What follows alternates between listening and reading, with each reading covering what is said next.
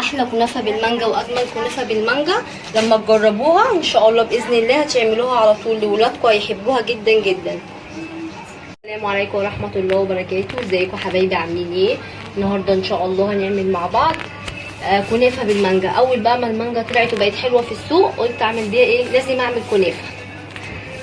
هحتاج معايا دي كنافه متقطعه حته قطع صغيره خالص، ودي معايا مانجا، معايا كوبايه سيراب تقيل، وكمان كريم شانتيه، وهحتاج معايا جيلي مانجا، معلقتين سكر وسمنه. دي سمنه على زبده. هبتدي بقى انزل نص كيلو كنافه بياخد كوبايه سمنه. لو انت هتعملي اقل، مثلا لو هتعملي ربع كيلو يبقى نص كوبايه سمنه. بسم الله. هبتدي بقى احط كمان معلقتين السكر البودره، وابتدي اقلبهم كويس قوي مع بعض عشان اشرب الكنافه بالسمنه كلها وبالسكر. اقلبهم بقى كويس مع بعض وارجع لكم. شربت كده الكنافه كلها بالسمنه. الكنافه عشان لو انت عايزاها قطع صغيره قوي تعمليها بالمقص، يا ريت يفضل تجيبيها من قبلها بيوم، تحطيها في الفريزر وتنزليها هتلاقيها اتفتفتت معاكي على طول. دي كنافه دي عندي من رمضان وانا جايباها، كنت جايبه كذا كيس وحطاهم في الفريزر.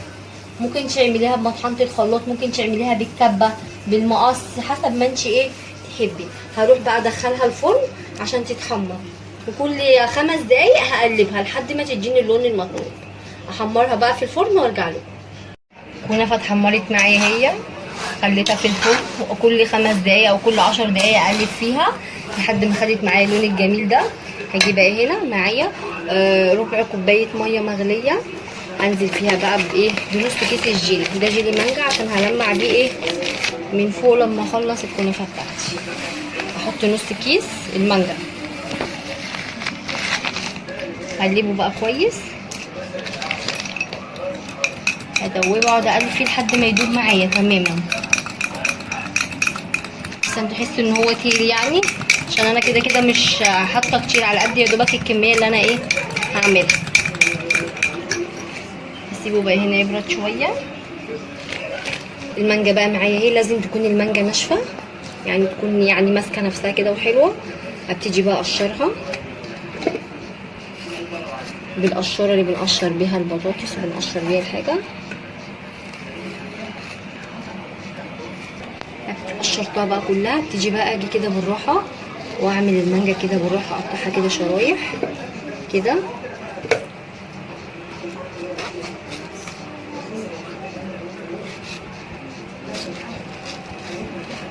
اقطعها شرايح كده بالراحه.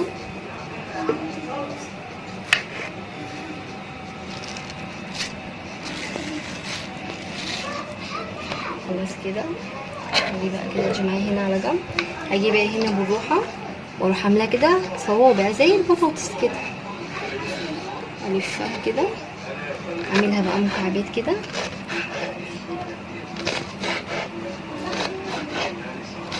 تحبي بقى مكعبات كبيره، تحبي مكعبات صغيره، زي ما تحبي. افضيهم بقى كده، اعمل بقى فيها كلها كده واقطعها صوابع، وبعد كده اروح ايه اقطعها كده.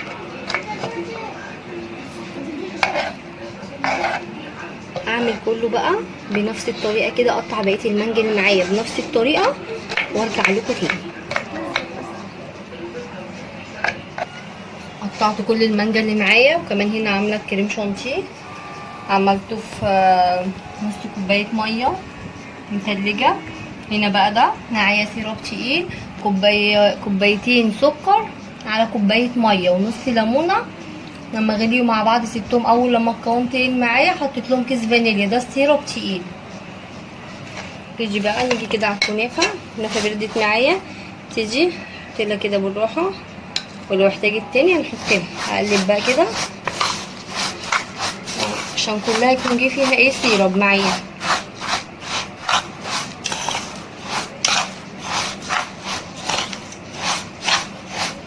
طبعا حسب ما انتي بقى بتحبي الحاجه مسكره قوي نص ونص، حسب ما بتحبي زودي. انا مش هزود تاني، هو كده بالنسبه لي كده حلو قوي.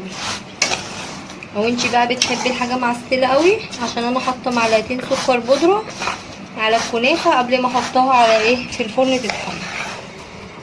كده بقت تمام معايا. تيجي بقى اجيب ايه الحاجات اللي انا ايه هحط فيها.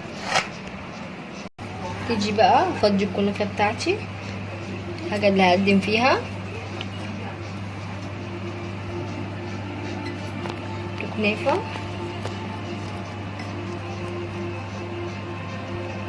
حطيت طبقه كنافه، هحط طبقه كريم شانتيه او كريمه. بعد كده احط طبقه مانجا، احط بقى مانجا.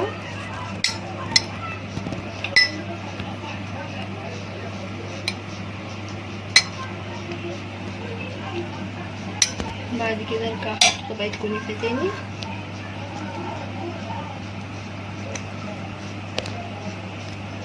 اوزعها كده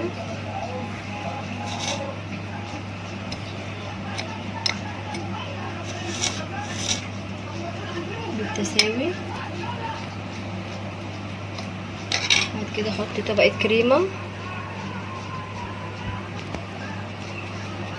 اوزع الكريمه بقى بتاعتي، احاول اسويها جوه الكاس.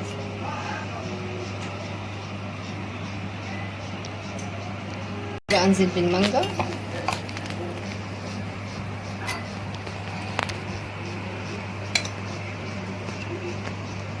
هعمل كله بقى بنفس الطريقه وارجع لكم تاني.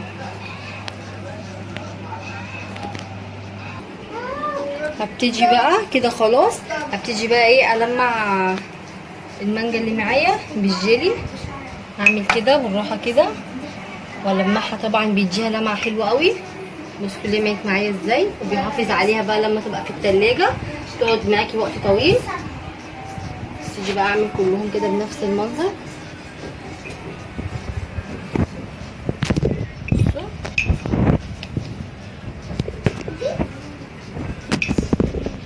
احط بقى على كل المانجا بنفس الطريقه. خلاص كده الشكل النهائي لوصفتي النهارده، كنافه بالمانجا، احلى كنافه بالمانجا. واشوفكم في وصفه جديده، والسلام عليكم ورحمه الله وبركاته.